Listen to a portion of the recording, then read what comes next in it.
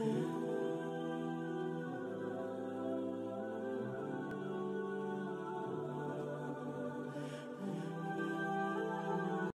اللہ الرحمن الرحیم سبحانک لا علم لنا الا ما علمتنا انک انت العلیم الحکیم۔ تمام ناظرین کو ہدایت اسلامک ٹیچنگ چینل پر خوش آمدید کہتا ہوں۔ آج کی اس ویڈیو میں آپ کو حدیث کی روشنی میں دوزخ کی گہرائی کے بارے میں بتاؤں گا۔ اگر آپ ہمارے اس چینل پر نئے ہیں تو ضرور اس کو سبسکرائب کریں اور گھنٹی کی بٹن کو ضرور دبائیں۔ حضرت ابو موسیٰ اشعری رضی اللہ تعالی عنہ رسول اللہ صلی اللہ علیہ وسلم سے روایت کرتے ہیں کہ آپ صلی اللہ علیہ وسلم نے دوزخ کی گہرائی بیان کرتے ہوئے فرمایا، اگر ایک پتھر جہنم میں ڈالا جائے تو دوزخ کی تہ میں پہنچنے سے پہلے 70 سال گرتا چلا جائے گا۔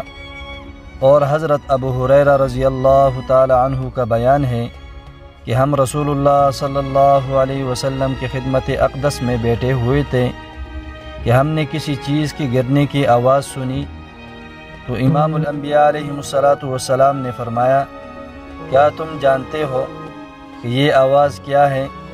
ہم نے عرض کیا، اللہ اور اس کا رسول ہی خوب جانتے ہیں۔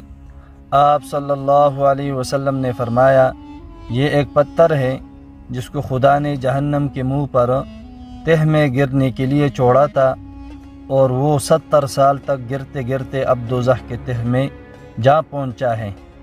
یہ اس کے گرنے کی آواز ہیں۔